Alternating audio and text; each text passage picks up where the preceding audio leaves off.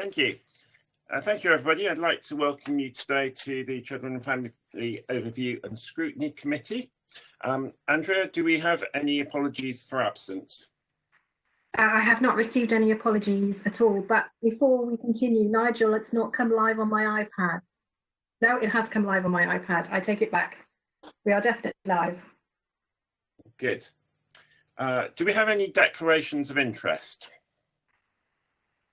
We do. Richard Castle has already emailed me with his declaration of interest.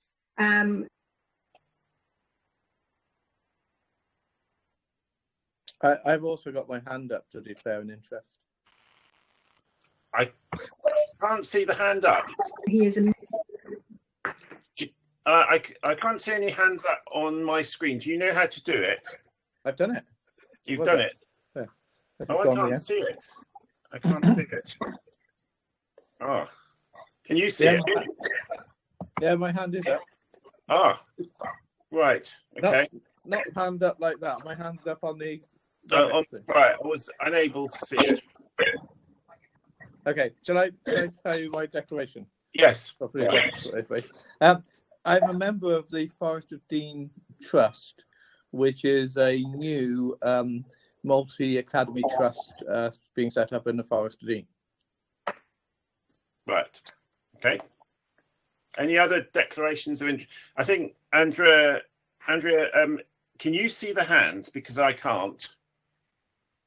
Not when I'm typing. I'll try and give you the host. You need to be a presenter to see the hands. That's why you can't see it. If Andrea makes you a presenter, that would work. Right. Is there anybody else who has a declaration of interest? No. Then we'll proceed to the minutes of the previous meeting. Are there any comments on the minutes of the previous meeting, or shall I virtually sign them?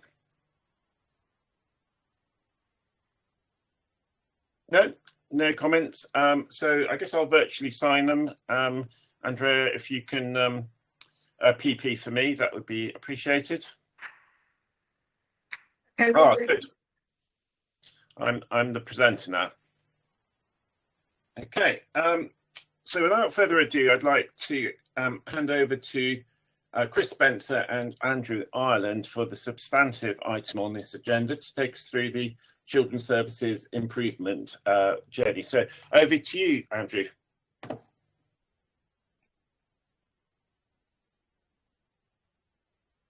Okay, can everybody hear me fine? So I've produced a report for you on work of the Improvement Board and progress to date, and hopefully everyone's had a chance to look at that, and I'll assume that in order to move discussion on that, everyone's had a chance to read it and not go through it in huge detail. Clearly, the board has had to, like everybody else, work through some fairly extraordinary times. So I will stress, as I have in the report, that I've not physically been in Gloucestershire since the Improvement Board meeting from February. But in paragraph 2.1, you can see a flavour of the work that I have continued to carry out virtually through meetings set up like this, and phone calls, and reading papers, and the fact that the board itself is now meeting on a monthly basis in this sort of format. So it feels like it's been equally as intensive a process and as much work going on, but not obviously getting the chance to literally see the whites of people's eyes, and some of that, as the board, I'm sure, committee will understand. At the time I last reported, we were in a position where inspection was potentially imminent. and my report was suggesting that progress towards improvement was not moving at a pace that gave me the level of confidence that I wanted and the ability to give you the level of reassurance that I'm sure you wanted, that imminent inspection would certainly produce a successful outcome. It was too close to call than you would wish at that point. The world has moved on, and clearly now we've passed the point where we would have expected that inspection to well happened by now. And clearly it hasn't, and the period of time in which it might is pretty uncertain. So the council has clearly been given albeit under hugely difficult circumstances, a much longer period of time to complete the work to bring about the levels of improvement that the regulator will be looking for. And to bring about improvements in the level of practice. And this is a practice issue. I would still maintain this is not usually an issue about organisation or issues within the council. This is an issue. These are issues about practice and quality of practice and quality of management. What we have had, two key things have happened really in the intervening period. One, had a change at director of safeguarding level, and that has produced a stronger sense of purpose, energy, and direction, and focus, I think, on the right areas. And I'll come back to that in a moment. That's partly as a consequence of the issues of absence, which led to that change in the first place. So we have a more present director of safeguarding who's operating in a dynamic and very focused way, and recognising the scale of the problems and the approach that's necessary. And she and I think, are pretty much as one about what that approach is and the pace at which it has to be driven forward, and the focus necessary. And I think that's also helped lead to a more clearer sense of a united purpose in the senior leadership team. So that's all to the good. The other key development is, of course, that instead of inspection, we had the additional monitoring visit from Ofsted back in the spring. And although with one or two exceptions, the general tenet of their findings was familiar territory. The tone of the letter was different and sharper, and reflecting, I think, a stronger sense of concern within Ofsted.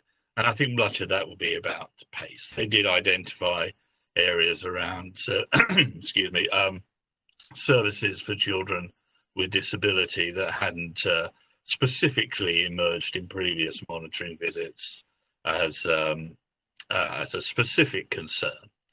But generally, the broad tone was the same, but the broad territory it covered was the same, but the tone of the letter was distinctly different. And that reflects reality, because you really wouldn't have been wanting to see the broad conclusions being the same. You would want to see a letter saying there was a discernible shift in pace, and evidence of that was apparent to the inspectors, who were a different team as they went round. And sadly, they weren't able to find that at that point. So that leaves us, I think, in a position where we're still looking, and I still can't point out to the committee a clear and sustained body of data that demonstrates significant improvement and significant change in pace. What I can say and have said is that I do think that, in spite of that fact, which is not terribly positive, there is grounds for optimism. There is a different energy. There is a fresh drive, fresh focus, which is very much on that line of forensic attention to the detail of practice that I've put in at least the last two of my reports to the committee. That, I think, is more clearly evident to me than would have been at the time of my last report and possibly the one before that. So I think there are grounds to feel, that as a matter of, this is partly a matter of timing, and that if we were having this conversation again in a month's time, I would be able to point to a stronger body of statistical and audit evidence to say that, we can now see that pace, and we can see the outcome of this fresh approach and fresh drive really coming through in practice. And it may be that the officers, Andy and Chris, can help you in that. We have another improvement board meeting next week, for which I haven't yet seen the papers, and it may be that some of that data is already beginning to emerge. I hope so, but I do feel confident, and I've expressed this in a meeting to Ofsted and to DFE, that I'm much more confident that the energy and that drive and attention to the detail of practice is more evident. And I've not detected in my direct contact with staff, and you can see from para 2.1 that I have had some meetings with frontline staff over the internet, that I'm not picking up any resistance, anything other than support for this new approach, which is obviously absolutely critical. So what I've said to the board and to the council is, that the new director, Gail, needs to get absolutely 100% support from the whole of the council and the system. We're moving in the right direction, and she needs total support if we're going to get to the place that we want to get and see that improvement in detail of practice coming through in outcomes. Now, there are encouraging signs. I think the changes in the way that audits have been carried out have given us greater depth of understanding of the issues. They haven't revealed a whole new set of issues that would be of concern. I think the way in which the council has approached its COVID arrangements has demonstrated a number of strengths in the speed in which they've been set up. In the things like the technology has stood up. Staff are reporting to me. The communication from senior managers out to staff has been very well received and appears to be very good and certainly very consistent. And the approach that the new director is taking is winning support.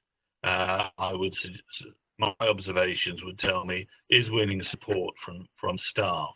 So, and one or two specific initiatives, and I've referred to it in the report, particularly the virtual court, I think is hugely innovative, and provided over a period of time the judiciary continue to remain positive and supportive of it, I think is a real exemplar of good practice and of innovation, stood up at speed, and led by primarily by one of the heads of service within the department. So that's a great strength, I think. I think the council has been bedeviled by some of the same issues that all councils have over this period, but perhaps have done slightly better than many, I believe so, in the region.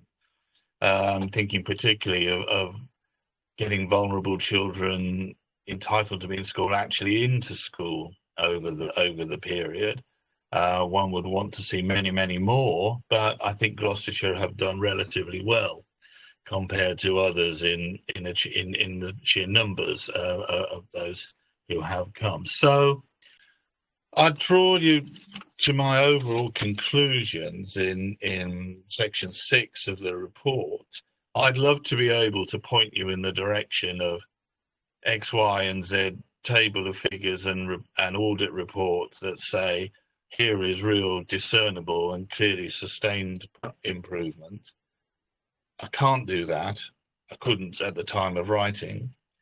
But I can, I hope, convey a sense of greater confidence that the energy, drive and sense of direction is correct. And I would draw your attention to the new accelerated improvement plan as an example of that, which is much more focused on the right areas, much smarter and clearly easier for to hold people to account within it. The improvement board is very supportive of that. And I think multi-agency work has held up well. The NHS is to be commended because improvements and changes in services and greater emphasis in services for children, which had only just become implemented at the time of the COVID emergency, appear to have been sustained and maintained, and large numbers of staff appear not to have been pulled away from those in order to support acute hospitals or other more COVID-related activities. So some of the improvements in performance around health assessments for children in care, for example, have continued to improve throughout the emergency period. We should, as would any local authority, I'm sure, be anticipating a significant surge in demand once schools return to normality. Any local authority would be very concerned about, although Gloucestershire have been successful, I think, very largely in continuing to visit and keep in touch with children that they know and have targeted effectively. You know, any local authority, if I was still in my old role, similar to Chris, would have concerns about what will become revealed once services are fully up and running. So we must expect a surge in demand, and the council needs to be ready for that and not see that as the thing which destabilizes and derails the improvement process. But otherwise, I would say there is I think, a stronger case for optimism, even though I can't yet point to you the clear and unambiguous outcomes from the changes that have been made as yet. Great. Thank you very much, Andrew. I have several questions myself, but Colin Hay has also indicated. So I think, Colin, over to you. Okay, thanks. There's two quick questions. In the report, you say, you talk about a successful outcome. You're not sure about whether we would get a successful outcome. I just want to be clear what you think a successful outcome is. I mean, is it just that we're not deemed to be inadequate, or, so that we're moving up a step? So that's the first question. And then the other one was, you say that the communications between senior leadership and staff is much better. And of course, that's welcomed, and that's great. Is there any evidence that staff feel more confident in kind of talking through and expressing their difficulties, and that their difficulties or whatever their concerns are being listened to by senior staff? Because I think that's part of the process. One would hope that the answer to that's yes, and I hope that that is the case. But is there any evidence of that? But there was one final thing. Several times you referred to the practice is improving. Can you just say, I'm assuming from that that's the practice in terms of recording, that the way in which everything's written down so that we've got the evidence is better. But practice could also mean social work practice on an individual basis with children that they're dealing with. So I just wanted you to define practice, if that's not too silly a question. Thank you.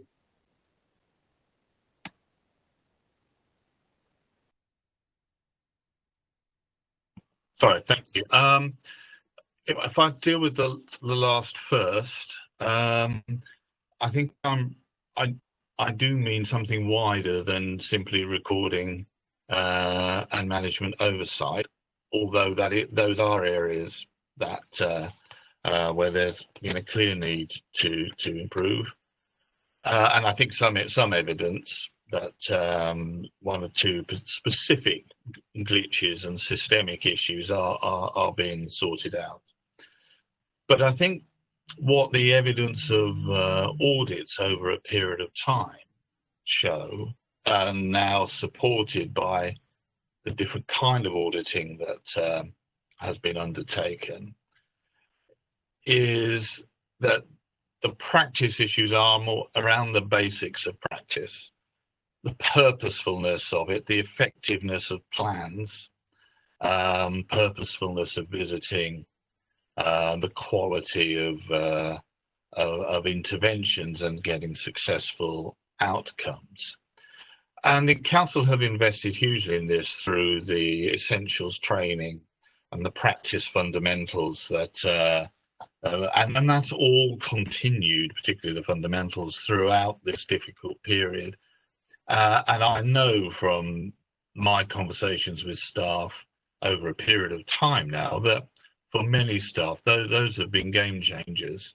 They really have enabled them to frame and understand their practice and what they're trying to do in a more systemic and straightforward way.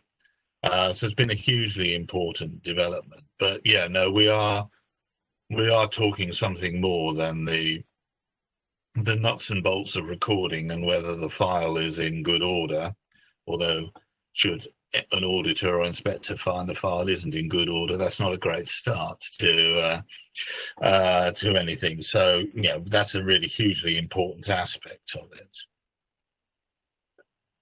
If I can deal with your other two questions, I think on the question of outcome, I think clearly a successful outcome is a sustained and more consistently improved level of service. So the audit reports are a good indicator of this.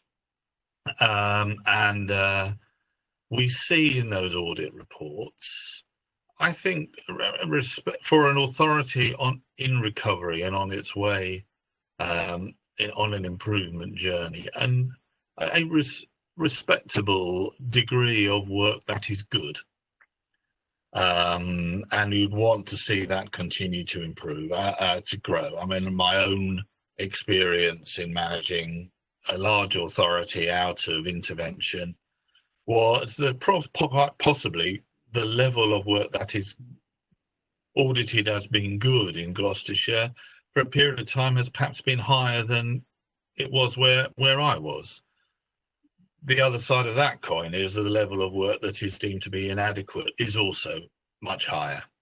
And therefore that is where when, you know, the attack still needs to be to drive some of that inadequate practice out of the system, and then see a gradual but clear and discernible move to a point where more than 50% of your work is judged to be good or outstanding. But for an authority in intervention and for Gloucestershire, because of the length of time that has elapsed since the 2017 inspection, we do have this point in the road coming up where there are, you know, there's a threshold that has to be crossed. We have to be at point of being able to get over that at that point in time. Because it represents improvement, it's not the end position, but it does represent improvement. But also the potential consequences of not being at that point, or hopefully well beyond it at the time of inspection, are extraordinarily serious and potentially not helpful to a smooth improvement program. So a further inadequate judgment in inspection is going to bring on all sorts of potential consequences that are going to be hugely consuming of strategic time, energy, as well as reputational issues of themselves. And really, it's in nobody's interests that Gloucestershire finds itself in that situation, certainly not in the interests, in the short term at least, of the children and families, vulnerable children and families in Gloucestershire. I think, to come back to your issue about communication, obviously much of my remarks recently are within the extraordinary situation of COVID. So people are not seeing their managers and senior leaders face to face in the way they might normally do. But and I'm not seeing staff face to face in the way I might normally do either. But such discussions as I have had would suggest a level of confidence, and that people are feeling supported through that, feeling that their interest in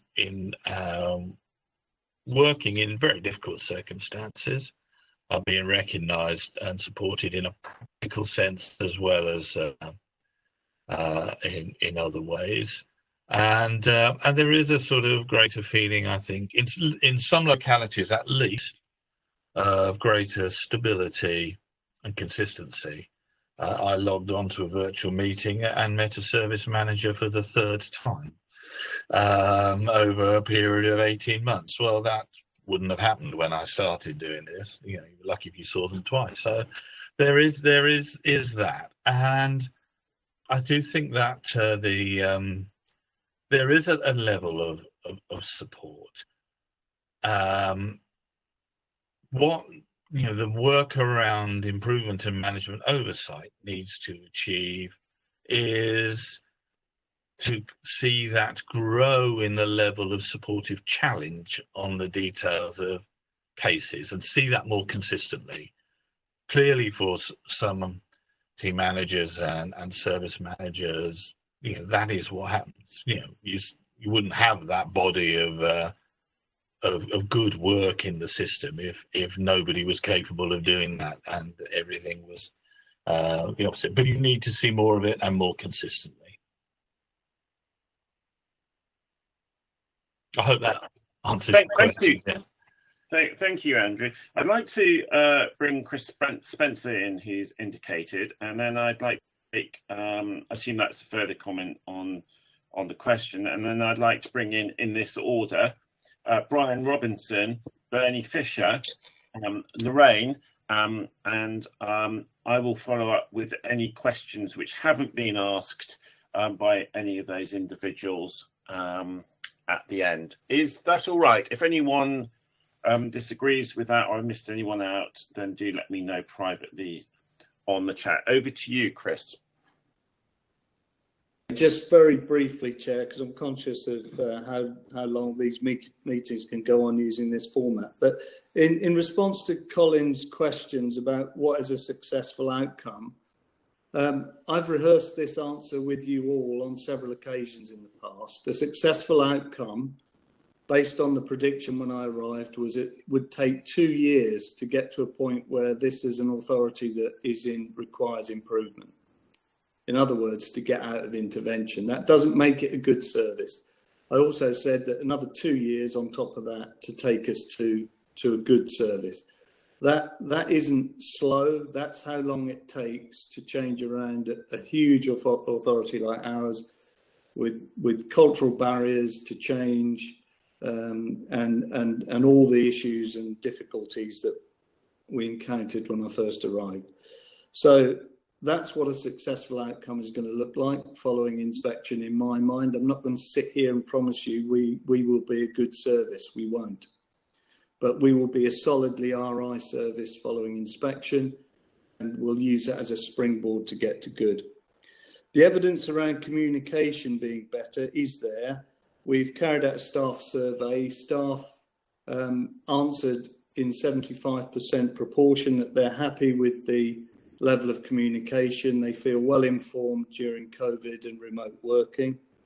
And that's been backed up by a number of other smaller surveys. We're also in the process of carrying out webinars for staff. I mean, I myself have already done 4, and I've had people in the hundreds attend those, not on each one, but collectively. And others on the senior leadership team are carrying out webinars as well, which are much more kind of practice specific. Gail, for example, has done some around children's social care. So I think we're doing a pretty good job around communicating with staff via those means and others.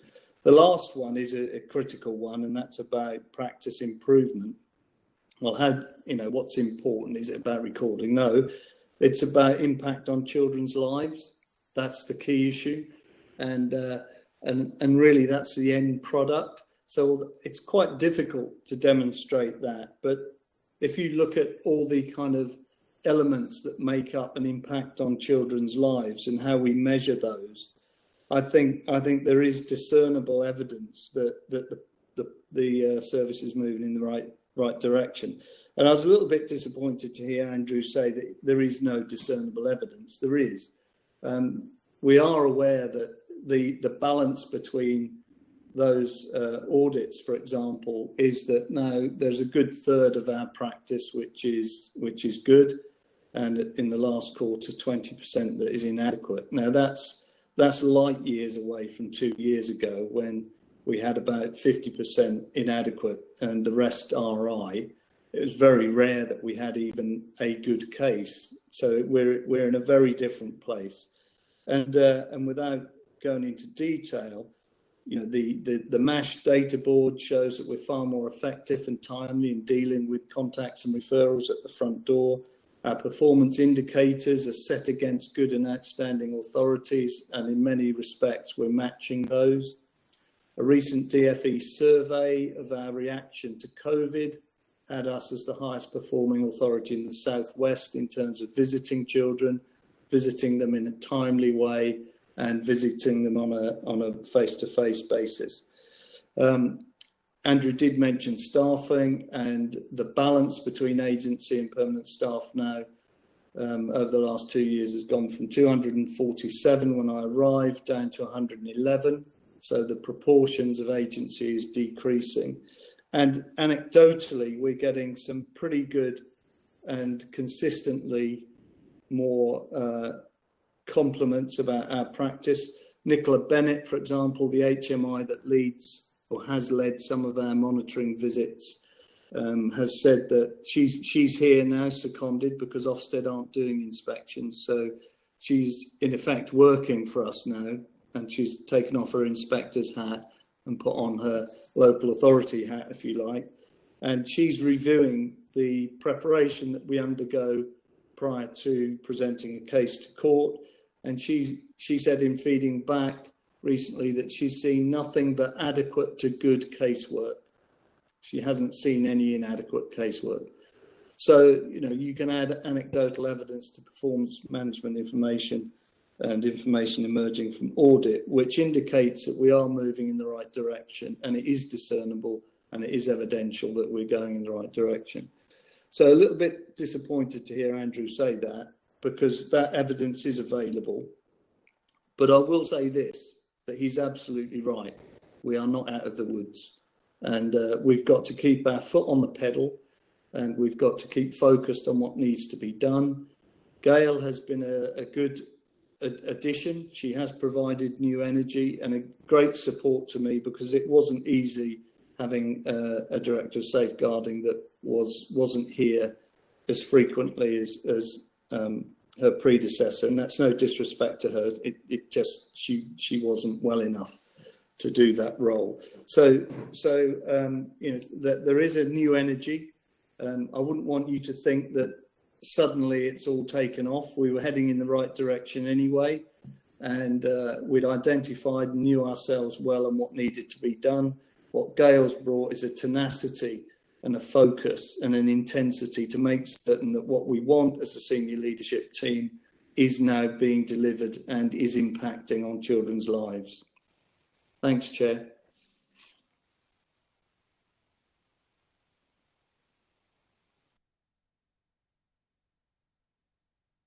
Thank you very much for that.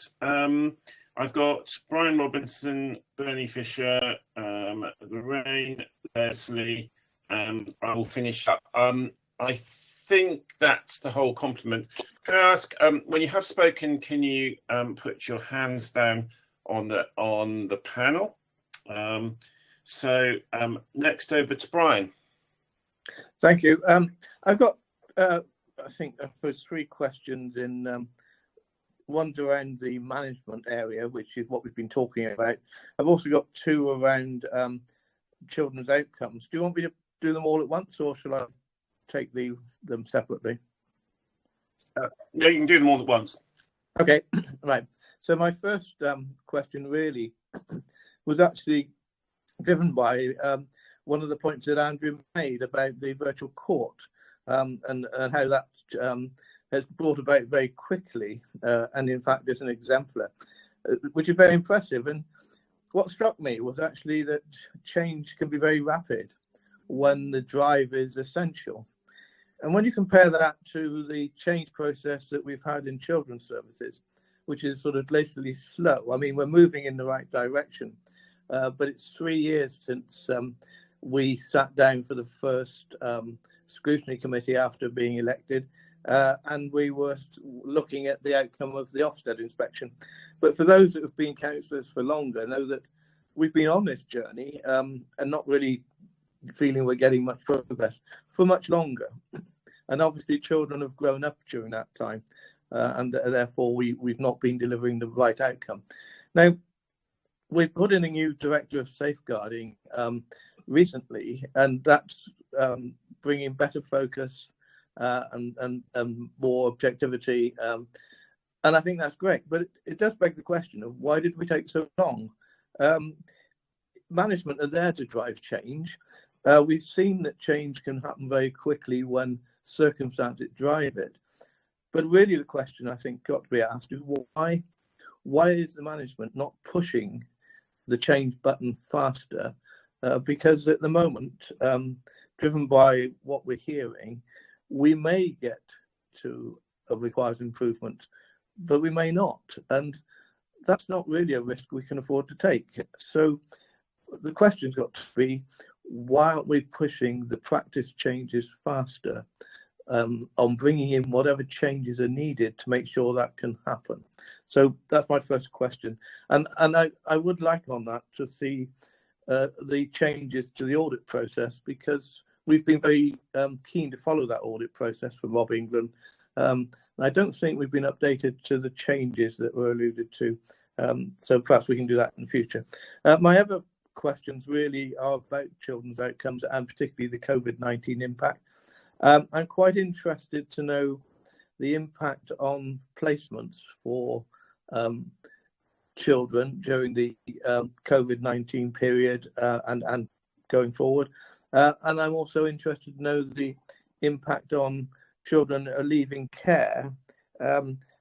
My concern, I think, is those children who left care probably recently before the COVID impact and then suddenly found that they were locked down and therefore quite isolated, and also those that may have been coming out of care over the last few months as well.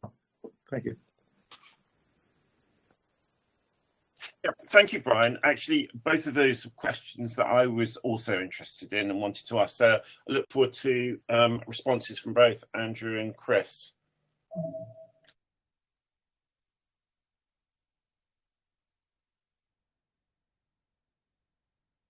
Shall I go first, Chair?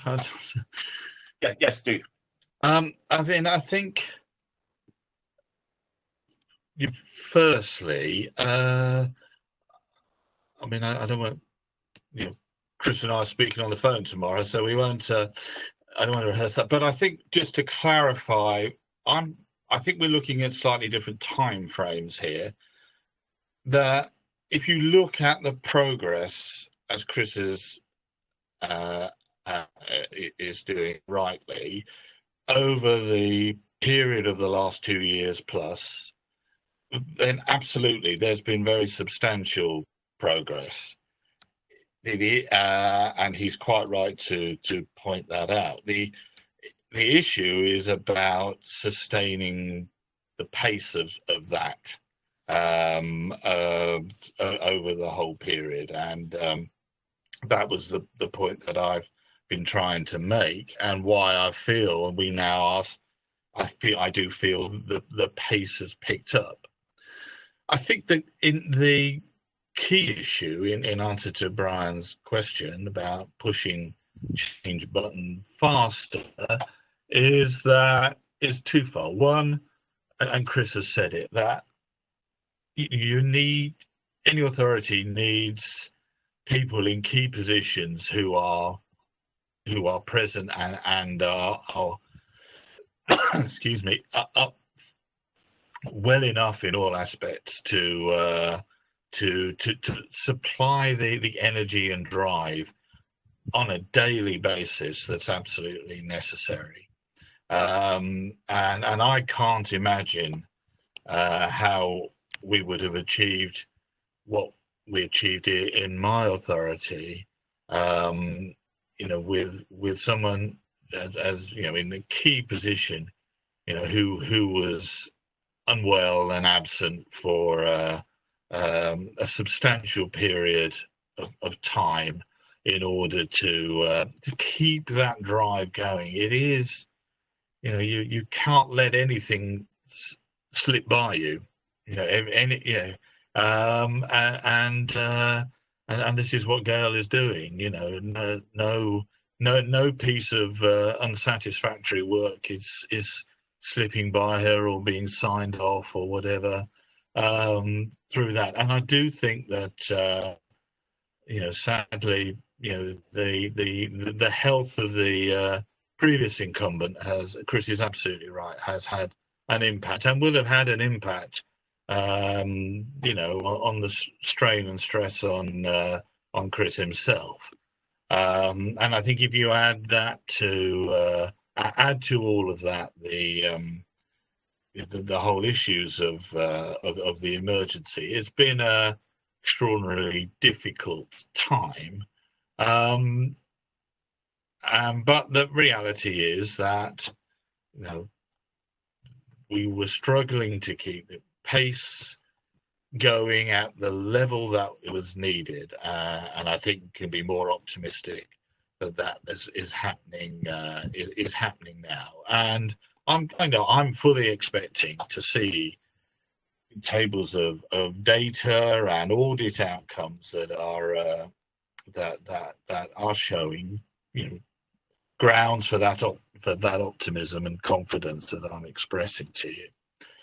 I think on the leaving care issue, it's a really good example of the challenges. If you look at some of the basic data about, and I haven't got it easily to hand, but Andy will, I'm sure, know it off by heart, around the numbers of children, the young people with whom we're in touch, who are in suitable accommodation, etc. It's very good. It's very respectable numerically.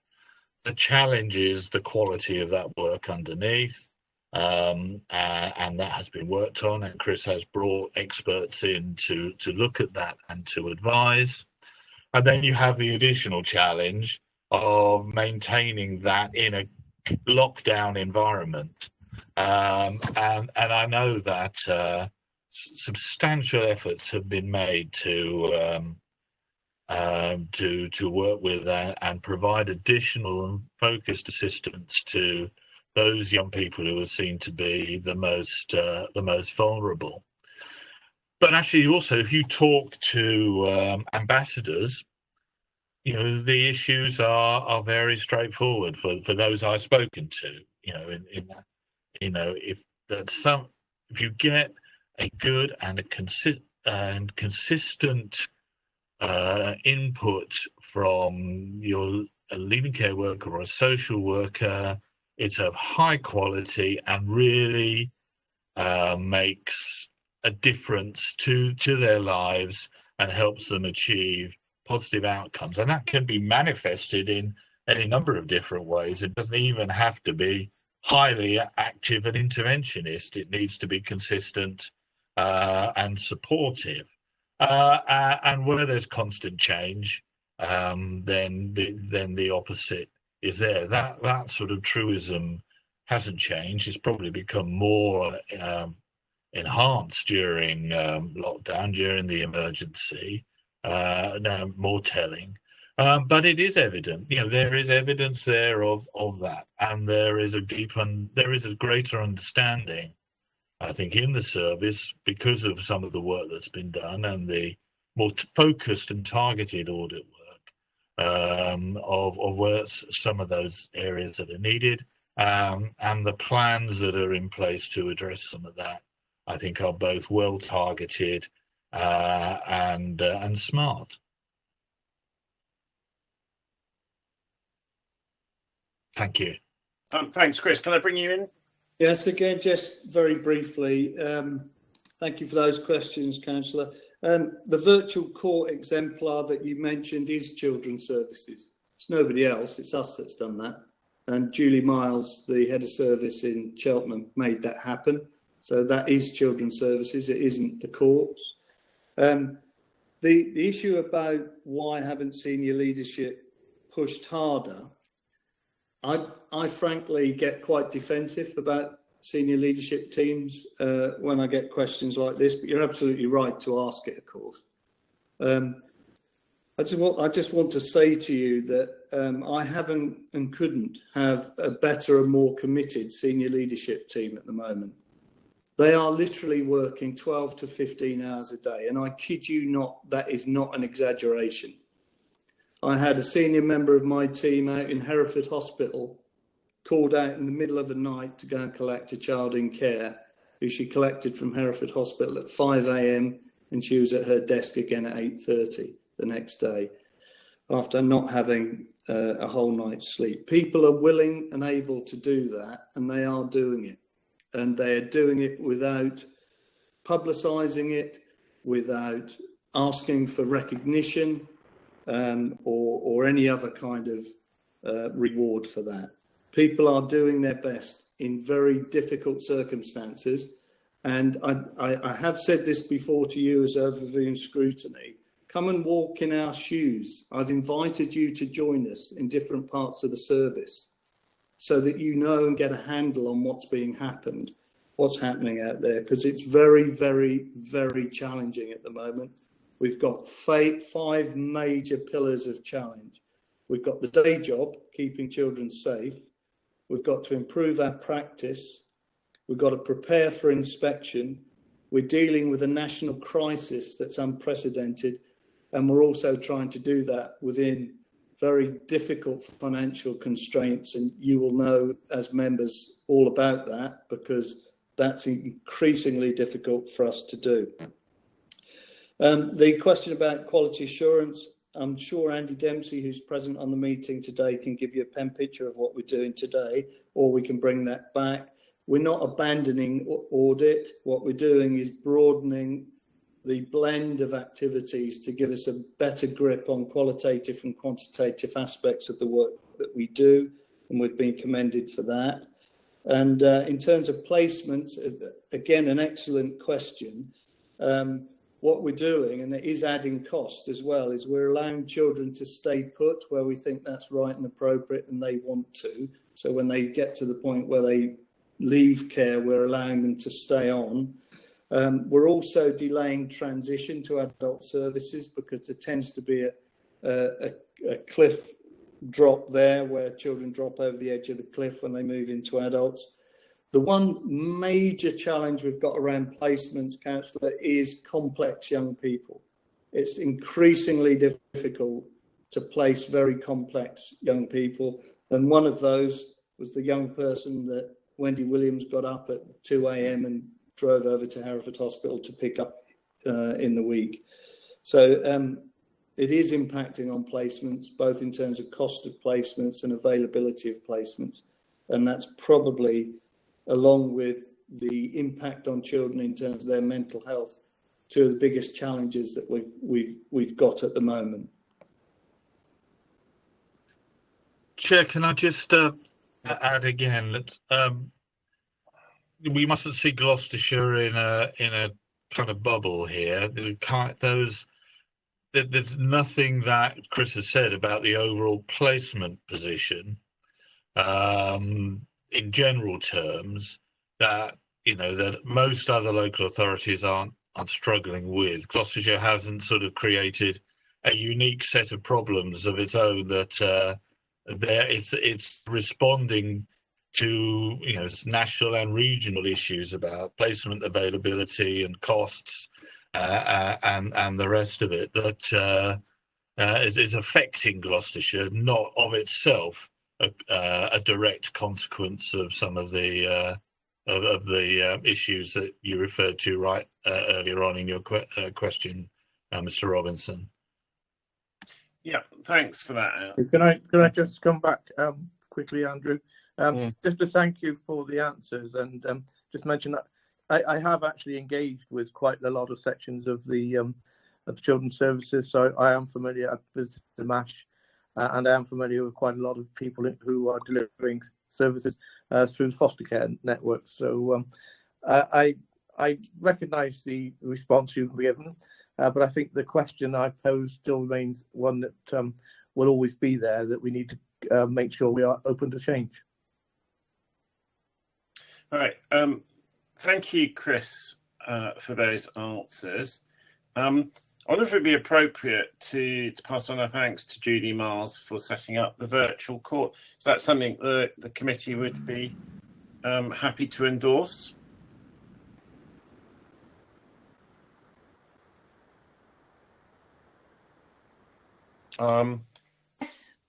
Yes. Yes. Well, Chris, I think yes. There's no one objecting. So can you pass on our thanks as a committee to Julie for having set up the virtual court and to commend her on her innovation? Thank you. Good. And I think I've expressed thanks separately to the other officer that you've referred to. Can we move on to Bernie now? Thank you. Yeah, I hear what you say, Andrew, about drive, energy, and we're 3.5 years in from the symptoms being diagnosed, but we don't seem to have a lot of evidence that it is sufficient to cure what we have to get right for the next time Ofsted come. It's not what we feel comfortable with, it'll be what Ofsted are comfortable with. And we know the consequences of a third Ofsted that is unsatisfactory. From that point of view, we said about recruitment, 111 agency staff, which is obviously still very high. We heard it earlier, I think it was last year, this lockdown has blown the calendar to pot really, about recruiting overseas graduates and training them to be frontline workers. I just wondered how that was going and whether it was going to be the silver bullet that a lot of people hoped it would be. And also, people talk of people working 12 to 15 hours, 6-7 days a week. That is obviously an indicator that we are short of good frontline people. And yet again, 3.5 years in, we have not managed to attract or recruit. And it is a service industry. It is about frontline people. And I don't see that it's happening quick enough or happening to enough degree, the right volume or the right speed. It just strikes me that it's not going to happen. And I'd like to know how we're doing with our overseas graduates and when they're likely to come on stream. That's the end of my questions for now. Thank you. Thank you. Yes, Andrew and Chris, in that order, would you like to respond? Probably me that needs to respond to that rather than Andrew. So the issue around the period of improvement being something approaching 3.5 years, of course, Councillor Fisher is right about that. It is 3.5 years. The only thing I would point out is that the current team has been in position for less than 2. So, you know, in terms of our own intervention and impact, you can only take it from where you found it. And I'm not saying that our pace has been sparkling and that, you know, looking back, would I hope that we'd have been a little further on in the just over 2 years I've been here? I would have to say, yes, I wish we had. And I would have expected to be a little further on, but we're not well wide of the mark in terms of what it takes to turn around an underperforming county that's had a legacy of underperformance for 10 years or more. It takes a while because you're trying to change culture. But I accept entirely where you're coming from, Councillor Fisher. With your question. With the second question about overseas workers, we've got 9 here, I think maybe 10, I can't remember, already, and they've undergone their induction period and they are beginning to pick up casework now. And all the reports I'm getting is that the majority of them, with one exception, is proving to be a really good recruitment exercise. There's one, I think, that's taking a little longer to settle and show the quality of analysis that we would want them to. But otherwise, a good endeavour. We should have had the second cohort here by now, but of course, COVID has stymied that one. So I guess we won't see the second cohort until the end of this year at the earliest, or the beginning of next. So yeah, it was never in its own right going to be a silver bullet, because it's only going to provide 10 to 20 recruits from overseas, but aligned with all the other elements of recruitment, like apprenticeships, training through the Open University, over recruitment of ASYEs, participation in recruitment programs like Frontline and Step Up to Social Work, where we're encouraging through all of those programs local people to train as well, because they're more likely to have roots in the county and stay with us.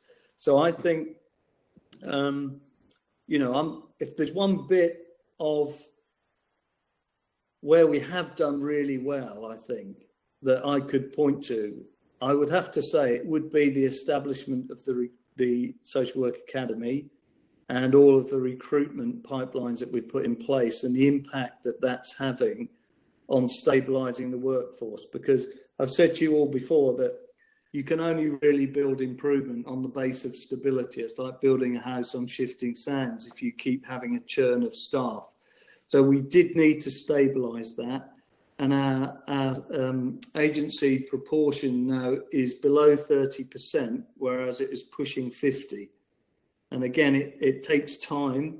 There isn't a queue of people out there wanting to come and join Gloucestershire or any other authority for that matter, because there's a national shortage of social workers. So the only real route out of the recruitment crisis is to grow your own through those different pipelines. So I think we're doing okay at that, if I'm honest. Can I come back on that, please, Chair? Sure. Yeah. You say we're 30% down, and that 9 will not fill that 30%. And it's going to be the start of next year, as you say, before we get the second group. It still worries me that without frontline troops, we're not going to win. And the fact that other authorities are struggling as well, doesn't give me the warm feeling. My concern is Gloucestershire. Mine too, Councillor. And as I said to you, the Indian pipeline, Indian social worker pipeline, isn't the only pipeline. We've got 40 ASYEs currently going through training. So they will all graduate throughout this year. So there's another 40 there that we hope, if they've had a good first year experience, the majority of which will stay on and pick up casework and become long-serving Gloucestershire permanent social workers. So, you know, there's another 40 there. So by the back end of this year, I'm hoping, and I fully expect, the proportion of agency to be well under 100 and to keep that downward trajectory. I'm with you entirely. I need a permanent workforce, stability of workers where you can train and develop and hold high expectations, hold them to account. You know, it's very difficult if you've got an agency worker who's only intending to be here for 3 months. You know, you can tell them to do whatever you want, but they'll think, well, I'll be gone to Birmingham in 3 months or wherever. So it's a big issue for us, and it's one that I think we're doing okay at. Right, thank you, Chris. Can I move on to Lorraine, please?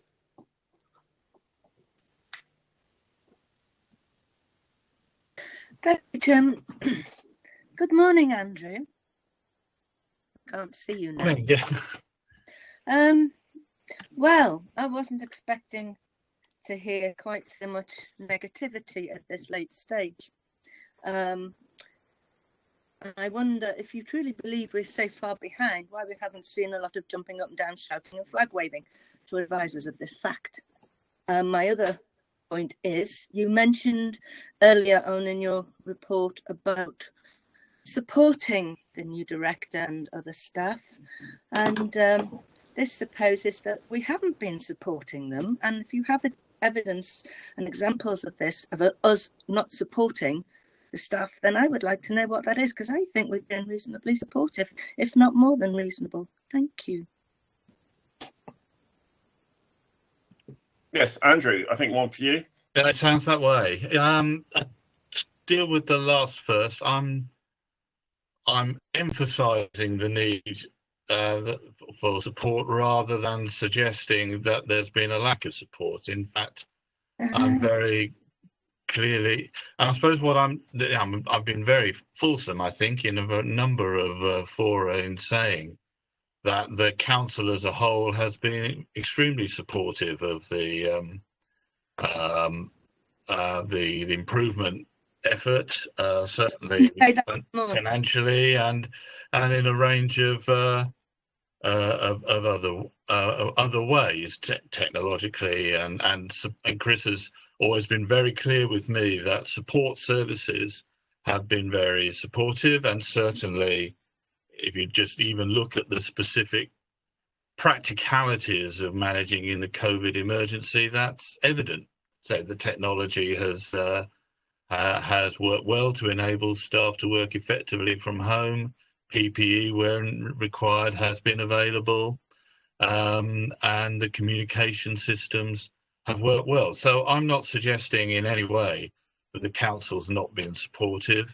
What I am saying is that the new Director of Safeguarding has grasped the agenda, grasped what's required, and because of the pace issue, needs to have the full support of the council in order to, not just for in those practical ways, but for her approach, and to enable that to happen. And where she may stumble across issues that need resolution, we all need to be collectively on board to make sure that resolution happens quickly. I think that's the only. It was a positive point. It wasn't meant to be a negative point at all. I'm sorry you felt my report was unduly negative. That's clearly my fault, because it wasn't intended to be. I think my essential message is one, compared to the last time I reported to the committee, is one of greater optimism and confidence. that we are driving forward. All the things I've said about pace and energy and focus, and I've talked to this committee before about the need for a focused forensic attention to the detail of practice. And I wasn't, when I last committed, as confident that that was evident as I wanted to be, and I'm far more confident that it's evident now. So what I think, and clearly what's the director as well, is that I'm looking to see, a set of reports, and I'm expecting to see a set of reports that show, if you like, the reward for that endeavour is coming through in terms of outcomes and some of the key indicators. And in fact, something Stop Press has gone up on the chat while we've been speaking around audit outcomes. That is exactly the kind of thing I would expect, not just hoping, but expecting to see, but hadn't seen it at the time of writing or indeed at the time of presenting my report. So timing is an issue here. If this meeting were happening after next week's board meeting, some of my emphasis might have able to be slightly different. I would very much hope that it would, because I do feel a degree of confidence and had tried to convey that, we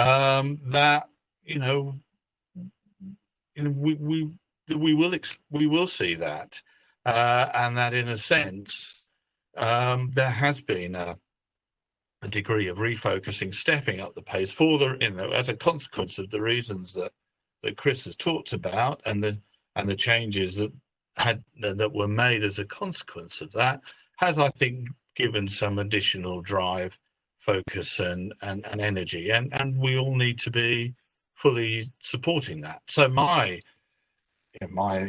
overall position, which I conveyed to DFE and others, is greater cause for not just optimism but confidence. Response, please, Chairman. Right. Thank you. Please, Chairman. Yes. Okay. Very quickly. Yeah. I will be. Thank you very much, Andrew. That did sound a little bit different. I'd just like to say that I have confidence in what Chris tells us. He doesn't hold anything back. He doesn't whitewash anything. He doesn't pretty anything up. He tells us how it is. And so I that's why I was a bit surprised when I assumed your report was more negative than you thought it was. Thank you. Right. Thank you, Lorraine. Can we come on to Leslie Williams, who is, I think, the last person who's indicated apart from myself. Over to you, Leslie. Thank you, Andrew, and thank you, everybody. And it's been very useful. And Chris has always been excruciatingly honest about what's been going on. And it's sometimes extremely frustrating to be part of a group of people looking at what's going on and maybe not being able to do more about it. And I think that if you go back to the original report, and there was a sentence in that which I have referred to in the past, which more or less said that some people working within the children's services didn't seem to understand why they were there. And so what you've seen over the period of time is a group of people, social workers and people within the management bit, who are so unbelievably dedicated to improving the lives of children. And they're let down by others who don't, and they're not being the opportunity to actually to address this. And I for one find that extremely frustrating, because in lots of sectors, if people weren't actually doing what they're supposed to be doing, they would be short shrift, and that's extremely frustrating. But the first report that Gail put in was really very was difficult but honest reading, and she has brought about an energy and a focus and a tenacity, which I think is what's needed. And I feel really sorry for people who have, over these last 3.5 years, been working to do all they can, and not necessarily that being a consistency throughout the service. And I'm sorry to be as blunt as I am about it, but that is really frustrating to sit back and watch.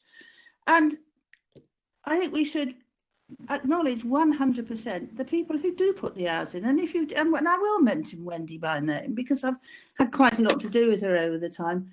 She is unbelievably dedicated to the young people who are in the most dire circumstances and doing all she can, and others are too. And it's almost upsetting to think that the people who are there doing their utmost are not necessarily getting that level of I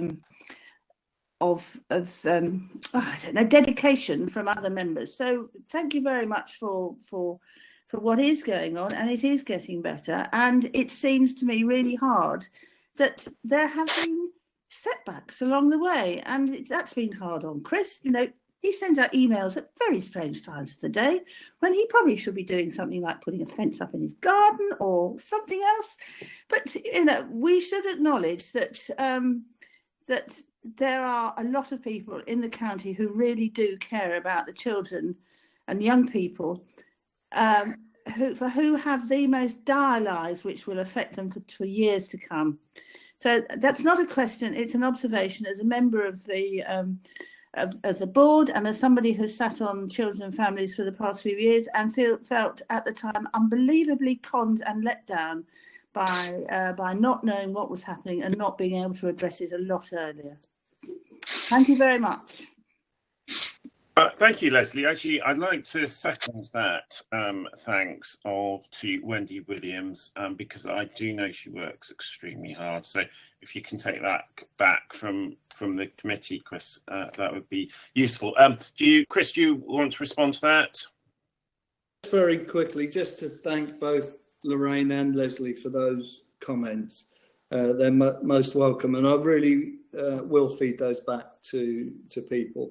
I think Leslie's nailed it really, because what she's referring to is often what I refer to as the kind of cultural challenge here. And one of the pieces of work we're about to embark on with Claire Burgess, actually, who's in on this meeting as an observer, who is our DFE advisor, improvement advisor, is to look at the council values and try and open those up for discussion in terms of what it means. You know, if we live by those values within children's services, what would that look like? What would we see and smell and taste about children's services if we lived to those values? And I think that's going to be quite an exciting piece of work that we're going to undertake, because I think it will cause us to reflect as a service on just how serious an endeavour we're engaged in. You know, Leslie's right. This is about affecting fundamentally children's lives for the rest of their life. And so we've got to get it right. And we've got to get it right by behaving correctly and reflecting that behaviour right down through the organisation from top to bottom. And it's, you know, we don't expect people to work 12 to 15 hours a day. You know, that's ridiculous. It's people like me who are well paid, you can expect to do that, but not those lower down the scale. But nonetheless, you know, we've got to be consistent in the way that we behave and the values that we espouse. And that's going to be another important part of the work that we're doing over the next few months. Thank you very much. Can I, Andrew? Yeah, sure. Please, I think that's a really interesting idea to sort of look at the you know, the values and etc. And I wondered, is there any way in which your elected members could somehow be part of it, or I don't know. I'll leave that to you. You don't have to say anything, but I mean, just somehow or another, we're supposed to set the tone of the place. Okay, so as I say, Gail is leading on that on behalf of SLT on that with Claire from the DFE. So they've heard you say that. It'll be up to them to invite you now. Okay, yeah, I'd like to second that, Chris. If there's anything that I can do invite me in. I'm very committed to improving social services, children's social services in Gloucestershire, and you have my personal commitment too. I'd like to finish with a couple of quite specific questions of my own. One is a reference in the report to coaching, and there was a suggestion that the amount of time or resources available to improve coaching are actually reduced recently, and I was wondering what we could do to improve those resources. Secondly, in the Ofsted report, there was a reference to disability services for children with disabilities actually getting worse. And I'd like to know what is being done to address that. It's not something we've really talked about up to now, but it was something that stood out for me in the Ofsted letter. And the third one, this is a really specific point, but it might bring out some sort of cultural issues. There's some reference to team managers using the wrong part of liquid logic to report supervision. Now, it probably seems quite a pedantic point, but I suppose what went through my mind is why did that happen? It seems so easy to rectify. Was it simply they weren't given clear instructions, or were people given, team managers given clear instructions but simply failed to follow them? And if so, why? And also, why would we allow that situation to occur? Although it's pedantic, it seems to jar a bit, and I'd kind of like to explore what's underneath that. So I think over to you, Chris. Okay, so it might be a good point actually to introduce Gail. I don't think Gail's been to see Scrutiny before, but she might have been. I have. You have, okay. So I'll pass over to Gail because she's working with Claire on the coaching program for team managers, and she'll also explain to you the technical backdrop to the recording on liquid logic of supervision, which was being logged in different places. So we took the decision to set up a reporting mechanism, which was to collate the supervision records from one point on that system. And if it wasn't logged there, it hadn't been done, even though it had, and it was logged somewhere else. So she'll explain all that. And she might want to take the DC YPS question as well. If not, I'll come back to that. But I'll hand over to Gail at that point. Thank you, Chris. Thank you, Chair. So if I start with a response to the question regarding coaching. So the reference to the reduction in coaching capacity relates to the fact that when I began with GCC in September of last year, I was an improvement advisor. I'm also a postgraduate qualified coach, so part of my practice to challenge and support practitioners and managers was to deploy coaching. And so when I moved from the position of improvement advisor into the interim director position on the 30th of March, obviously as my role changed, so did the capacity to continue coaching change. I do deploy coaching in my supervision with heads of service who are all my direct reports. So this has been picked up by myself and our DFE, Children's Services Improvement Advisors.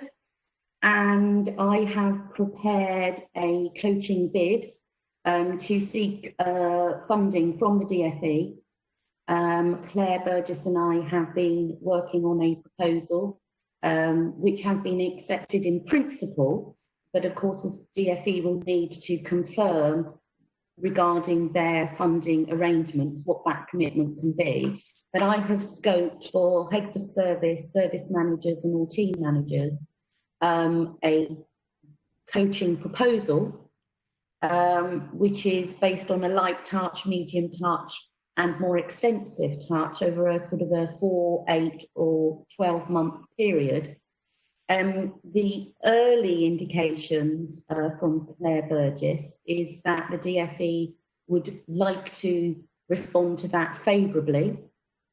I have a meeting set up with Claire Burgess and Joe Davidson from the Virtual College to see whether, subject to the funding confirmation from the DFE, the Virtual College, and perhaps in partnership with Research in Practice, would be able to provide the level of coaching that would be required. So it is true what is in the report, but we already have a proposal to address that shortfall.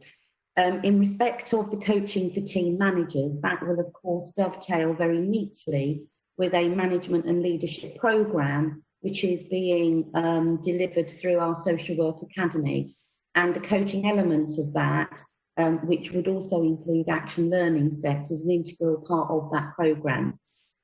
So that's what I can say about coaching.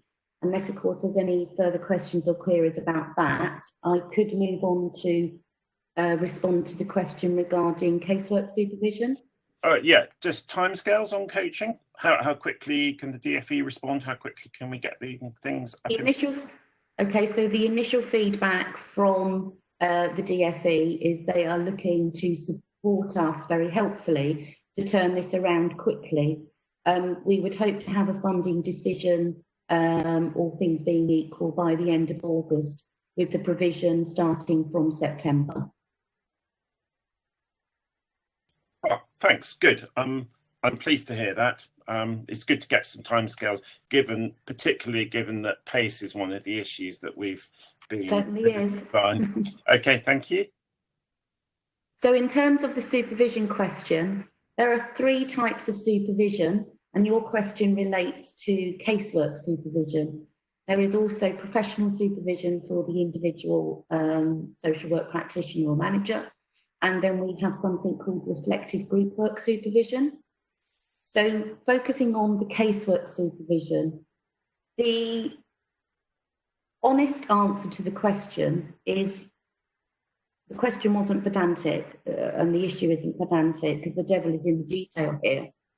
In terms of casework supervision, my analysis and evaluation of the evidence that I have now got is that this was in fact an issue of compliance. We didn't have 100% compliance, which I expect. I'd have a zero tolerance approach regarding non-compliance in respect of this issue. Some team managers were persisting with recording casework supervision in a part of the Liquid Logic record that could not be reported upon. And so therefore there was no functionality within the Liquid Logic report to be able to say, one, whether casework supervision had happened, and also to pull the report to see where any non-compliance was. We now have made it very clear to all our team managers that they need to not only complete the supervision, but they need to record it within the forms section of Liquid Logic, because that is where the reporting function is set up. We have moved from a very low base. When in my first month of taking up the interim director position, I inherited a very poor position where we were 38% reporting on casework supervision. As of yesterday, that had moved up to 69%. So I'm pleased about the progress that has been made, but I'm not satisfied yet, because clearly we should be reporting into the 90s. There will always be a number of supervisions that don't take place because of people being on annual leave or sick or whatever. But factoring that in, I would expect to have improved performance. So 69% is certainly an improvement on 38%, but it's not what I would be satisfied with. We do, however, have our professional supervision now at 93%. And my challenge to all managers is, if we can report 93% on professional supervision, why is it that it's only 69% for casework supervision? Because the custom and practice is that practitioners and managers, when they are having supervision, are looking at both casework supervision and professional supervision at the same time.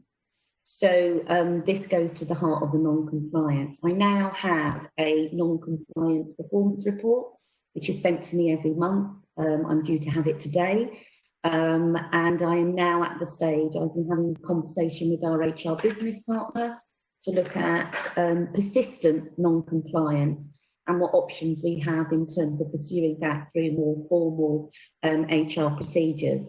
I will certainly be writing to have had a conversation with all of the line managers of the individuals who I believe are not complying. And the next stage will be to formalise that process, because this actually was not something that I introduced. The issue regarding the recording of casework supervision in the form section of Liquid Logic was something that my predecessor had given a very clear instruction on. I was present at the time, so I can speak to that firsthand.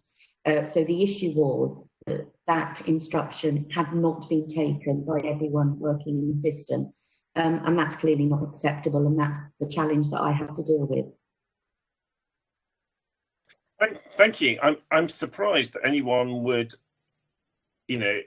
disobey a clear line management instruction, and I would have thought that was a disciplinary rather than a competence issue.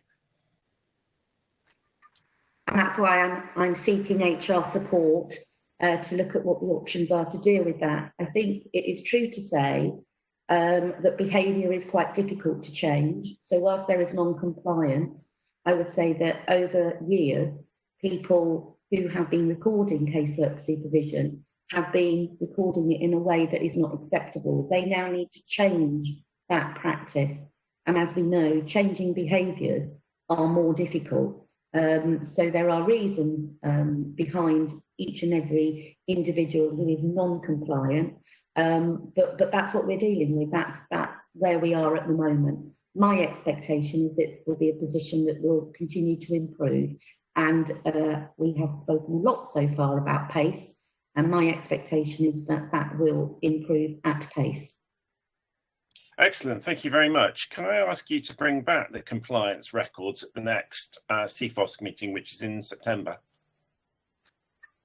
Yes, that's fine. I report it monthly to the improvement board, so we already collect that data. Of course I can do that. Right, thank you very much.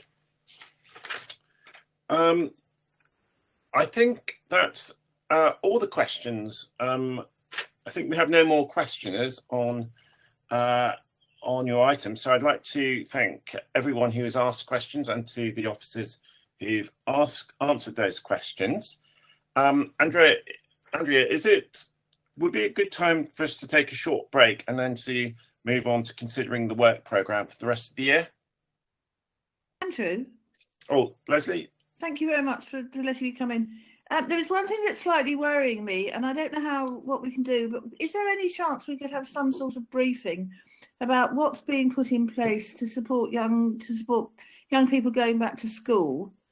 I think there is a sort of general concern. I sat in on a webinar about how young people are going to be looked after when they go back to school, given that lots of them have been out of school for a long time. They're anxious. There are all sorts of ranges of concern, and how all that is being addressed. We are looking at this in September. That's already on the way. Yes, I understand that, but they will be back at school by then. Mm. So whether an advanced report of what's being put in place could be thought about. Is this something that the improvement board perhaps could have sight of? I don't know. I'm just putting this forward as a suggestion, and I am open to advice. Well, Chris wouldn't have come prepared for this meeting, and Charlotte James isn't on this call. So I did speak to her earlier this morning, but it wasn't on that topic. Chris, can I ask you to take that away and provide something offline for us? Yes, just very briefly, we do have something called the Recovery Cell in Children's Services, which Andy Dempsey heads up. He could give you an oversight now, he's on the line. But that covers all aspects of the challenges we face in returning to something like normality or the new normal, right across children's services, whether that be children's social care, education, youth, early years, and we are planning quite diligently and in some detail around some of the challenges that we might expect, and they're not small challenges. I think in terms of children's services, there is a huge latent demand for services which other directorates in the council don't face. I mean, adults, for example, have faced huge demands that are kind of in the here and now, you know, with care homes and old care of old people, which required dealing with now in real time. For children, because they've been out of school, some of them for up to 6 months, there's huge amounts of latent demand, mental health issues, children needing to be re-socialised back into work, others who are less able, having to undergo catch-up programmes, for example. But that is all on our agenda, and Andy can brief you on that. It's not a problem. Okay, Andy, if you're able to give us a quick briefing on that.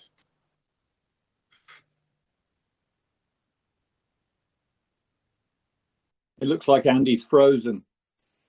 It does. He's unmuted, but... Yeah, but I think he's frozen. Right. Andrew Ireland's got his hand up, and Charlotte had her hand up as well. Okay. Yes. Sorry, I couldn't see Charlotte's hand up, but Charlotte, if you've got something to add to this from as a head teacher, that would be great.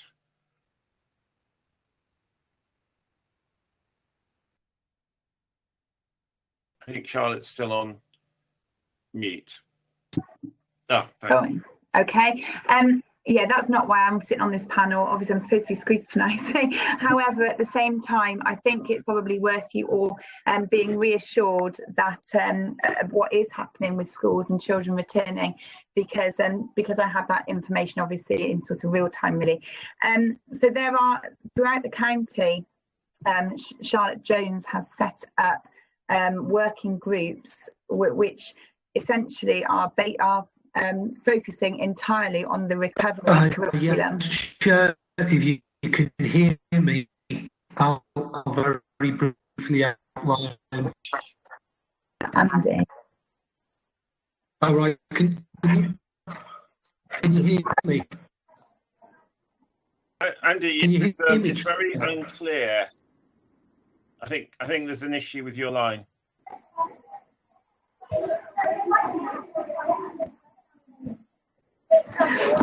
Do you want me to carry on? Yes, Charlotte. Yeah, okay. So there's working parties that are in place for the recovery curriculum, but also just coming back to school, and that those are made up of people who are members of each of the different areas of the county, so that everybody can have the localised plan as well. So that's obviously the logistics of coming back to school, which are making roadmaps and things and risk assessments, but also about the curriculum that's going to be covered, and not just the curriculum as in the first couple of weeks back, where we're looking very much at mental health, oracy, all of the things surrounding the screening that needs to be done to make sure these children are okay upon return. But there's also things in place to make sure that we can get the longer term curriculum right, so that we get them back on track as quickly as possible. We don't know anything about the catch-up funding yet, other than we were getting some. We know no more information yet, but there is work already happening to do with all of this, and it has been going on now for around about 8 weeks.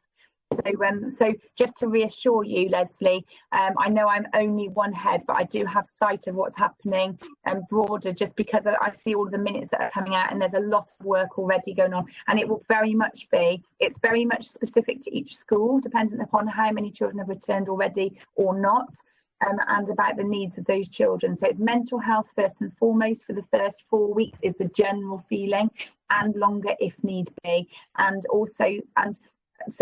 just speaking about my school, we've had a lot of children back in my school, 87%, which is amazing. I'm very lucky that I don't have too many key worker children who have used their spaces.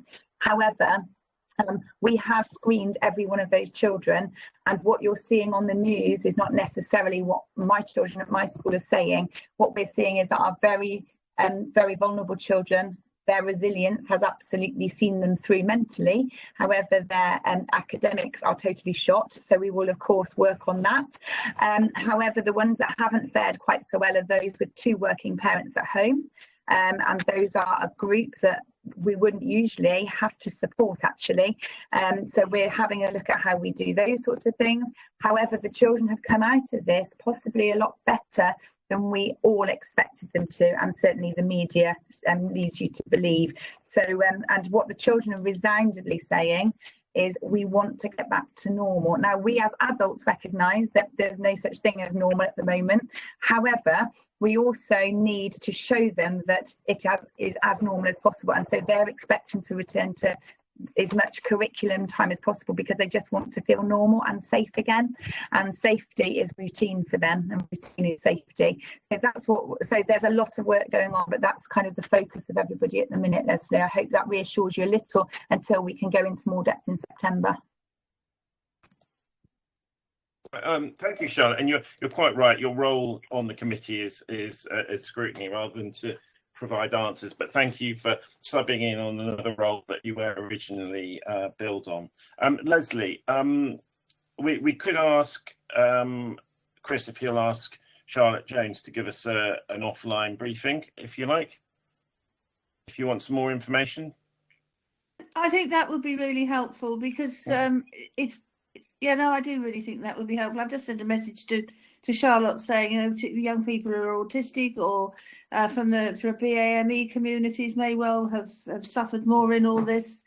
So yes, I guess there's certain groups will have been affected more than others, but an overall briefing would be really helpful. So thank you very much, and thank you, Charlotte. Good. There's Andrea here. Just to reassure you, I've made a note of the requirement for that briefing, so I will action that to get a response from Charlotte and send it out to members as soon as it arrives. Okay. And Lorraine really wants to talk. Oh, Lorraine, I hadn't seen Lorraine's hand up. Lorraine? Yeah, thank you very much. It's very small. I just wanted to say how relieved and pleased I was to hear the 2 words zero tolerance regarding non-compliance. As I'm sure many of you will be aware, I have continually asked this question about what are we doing with people who aren't complying. So very pleased to hear that. Thank you, Gail. Good. There is one. Did I ask a question about disability from the Ofsted report? I don't know if any of the officers wanted to add anything more on that. You did, Andrew. You asked about the service for children with and young people with disability, and there was a specific focus on that service at the last monitoring visit on the 18th and 19th of February, and it features in the second paper of your bundle, which is the monitoring visit letter. What I would say by way of backdrop, and this isn't in any way to kind of lessen the impact of that letter, because it was quite a stark statement to say that things had deteriorated since the last inspection. At the last inspection, that service inspected quite well. It wasn't one of the weaker areas, but that's still not an accolade, is it? And what I do, frankly, when Ofsted come around is I point them at the poorest performing services, and if I have any say in what they look at, it's the weaker performing services. And the assumption I operate on is that you're only as strong as your weakest service. So I always tend to do that. So you will always tend to get a report which is, I wouldn't say shocking, but less positive than you might expect, given the overall direction of travel, because we are deliberately asking them to look at and evaluate what we consider to be our weaker services. So they looked at the service for children with disabilities, and they also looked at the child protection chairs service. which again is another of our services which we're quite worried about at the moment. Those are the two services that I and my SLT have most sleepless nights about at the moment. The contextual background to DCYPS was that there's been a lot of change in senior management. Some have been engineered by us because of quality of management oversight, others by people moving on into different roles. Nonetheless, they came at a point where there's quite a lot of hiatus in the service, but that wouldn't have affected the quality of what they saw. It would have just affected the quality of oversight and management grip. So clearly, we do need to respond to those weaknesses in both services, not just the children with disabilities. And we've done that. There's a new head of service in post, and there's additional capacity in the shape of a senior manager as well, which is just above the team manager role and in between the team manager and the head of service role. So we've boosted the management structure of that service because it was very thin anyway, but it's taken a little while to embed. We've also appointed Simon Russell, who is our improvement advisor, internal improvement advisor, and an ex-HMI Ofsted inspector at that service to ensure that the standards of practice improve and management oversight and grip gets to be much tighter. So yeah, it was disappointing, and we have to suck that up basically and get on with it and make certain that by the time they come, we'll have addressed those issues. Thank you. Perhaps in the next committee meeting, it would be good to get a short update from you on how progress is going on that. Next committee meeting being in September. I just felt it was one of the things that we hadn't really talked about in the committee, but was I think a sharp focus of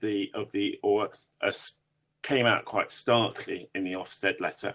So I felt it was important to mention here. So thank you for that.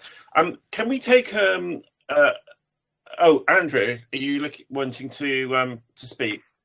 I did notice you, but it's better to do it on the participants list, Andrew. If you go to your own name, you can raise your hand and click on it. You can raise your hand there.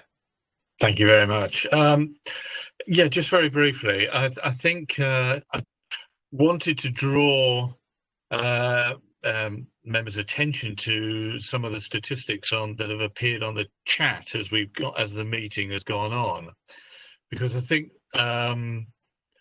some of those are very pertinent to the points I was trying to make, really, that and why there's always a timing element in all this. So that's data I've seen for the first time as of you this morning about audits, etc. That's exactly what I was expecting we would be seeing at some point in the near future. So I think that adds to my reassurance seeing some of that, and it is, adding to my confidence that the approach and the focus that we've seen in recent months and you've seen and commented during the course of this meeting will produce results, and I think some of that evidence is perhaps just beginning to very clearly come through of that from some of that information there. I think some of the information on there regarding the specifics in terms of COVID performance during COVID, and that relative to other authorities, and I don't see the comparative data unless the team share it with me, is an important point as well. And because I think if you ally that to the point we made about, and I made in my report about the virtual court, the fact that the council has been able to mobilise successfully emergency arrangements is a point that I know will be, and rightly so, featured in its self-evaluation, excuse me, for Ofsted when the day comes. It may not, and who knows how things may adjust between now and then, may not be part of an Ofsted framework, but it's a sort of really important illustrative point that says actually this management team are capable and sort of successfully standing up and driving forward urgent and necessary arrangements backed up by the council as a whole. And that's a really important point that will need to be got across when the time comes, even if it doesn't sort of feature on the rubric of the inspection. Excuse me. So I think I'm very clear, and I'm sorry if Chris was disappointed, but I'm very clear that over the period of time there has been significant progress. Even over the period of my involvement, there has been significant progress.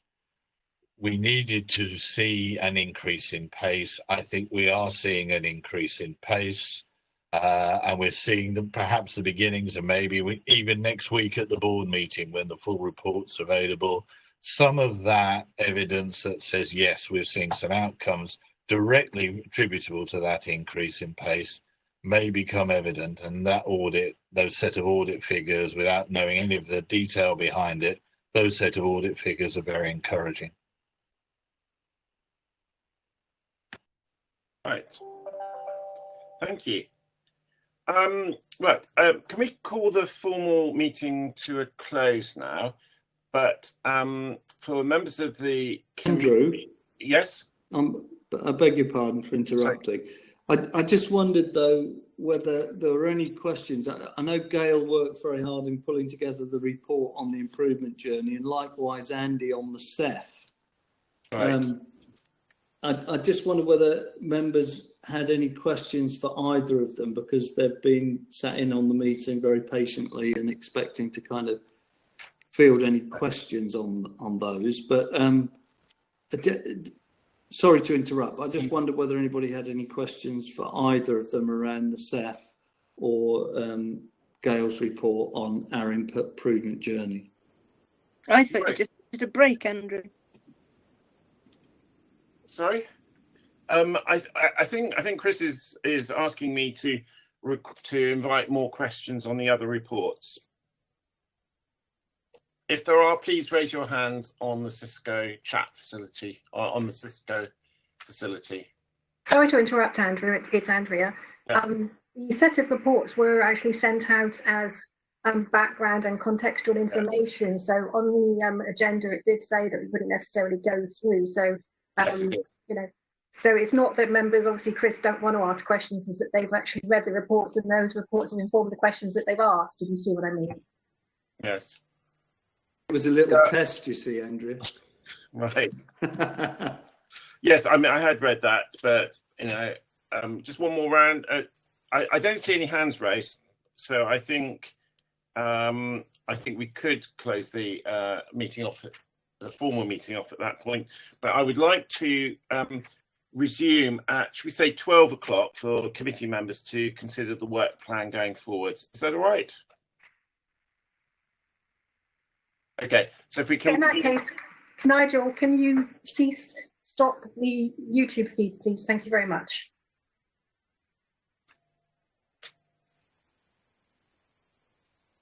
Correct. Andrew, do you want me in on that meeting or not? You don't usually, no. but I always offer.